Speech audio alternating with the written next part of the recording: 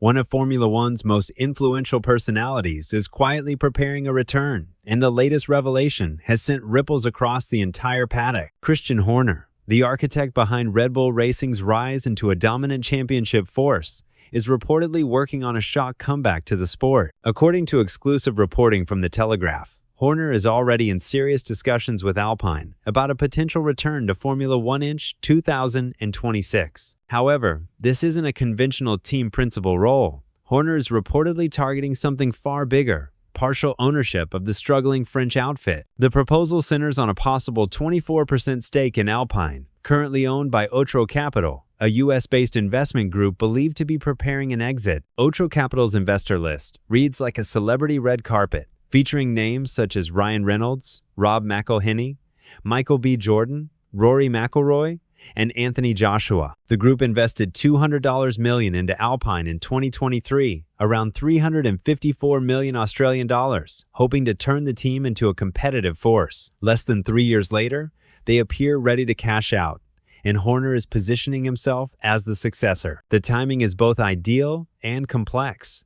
Horner's gardening leave from Red Bull concludes in April 2026, just after the season begins with the Australian Grand Prix in Melbourne. His exit from Red Bull reportedly came with a massive $60 million settlement financial freedom that gives him significant leverage in shaping his next move. So why Alpine? Why would a man who oversaw Max Verstappen's 4 world titles choose a team that finished at the bottom of the standings? The answer is simple: desperation breeds opportunity. Alpine ended the 2025 season 10th in the Constructors' Championship, dead last on the grid. While Flavio Briatore currently occupies the team principal role, the 75-year-old is widely viewed as a temporary solution. Horner, on the other hand, offers exactly what Alpine lacks: authority, credibility, and a proven history of winning.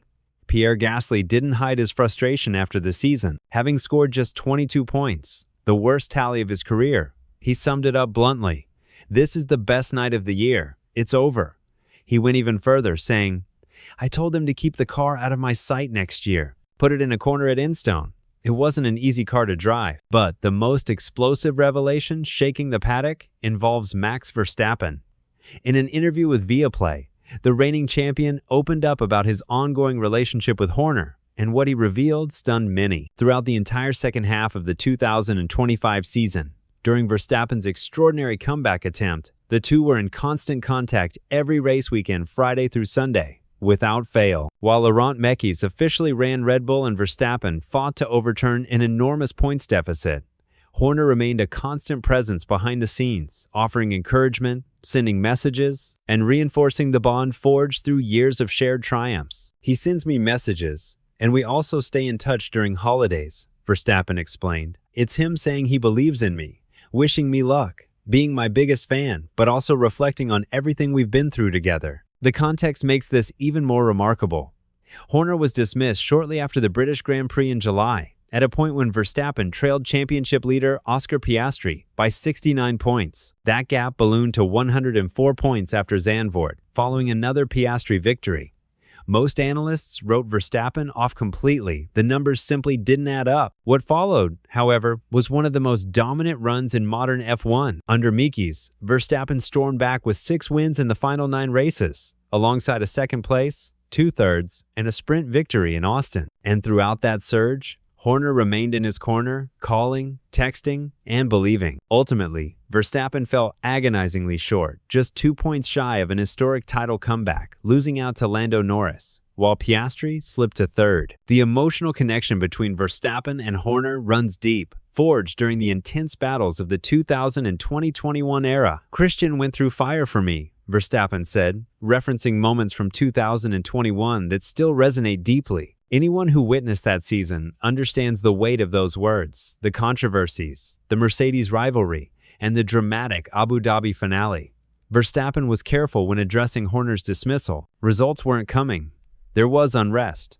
And when that happens, shareholders demand change, he explained.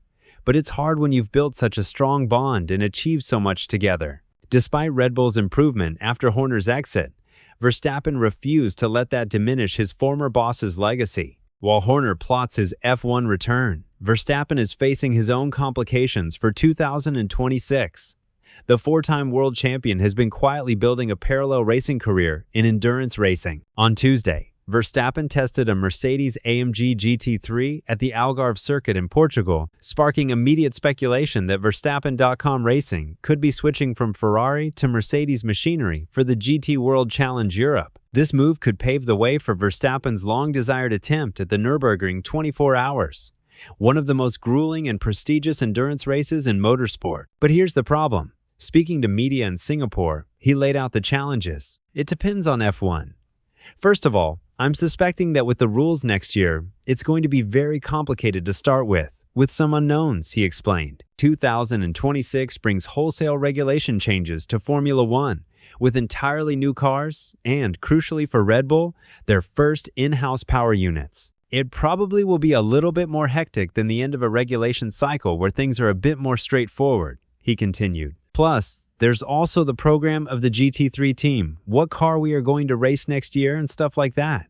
So there are a lot of things that still have to come together before I can really plan it well in advance. The calendar conflicts are brutal. While the Nürburgring 24 Hours itself takes place from May 14 to 17, 2026, and doesn't clash with an F1 weekend, 3 NLS preparatory races, and the critical 24-hour qualifiers all clash directly with the F1 calendar. In total, 6 NLS rounds conflict with the 2026 F1 calendar. NLS boss Mike Yeager acknowledged the difficulty, noting that having 50% of the championship races for the entire season before the 24-hour race is not ideal, but unavoidable given current circumstances. If Horner does join Alpine, he'll find himself in an awkward position, starting in 2026, when Toto Wolff's Mercedes begins supplying engines to the French team. The relationship between Horner and Wolff has always been frosty at best and openly hostile at worst. Then there's the Helmut Marko factor.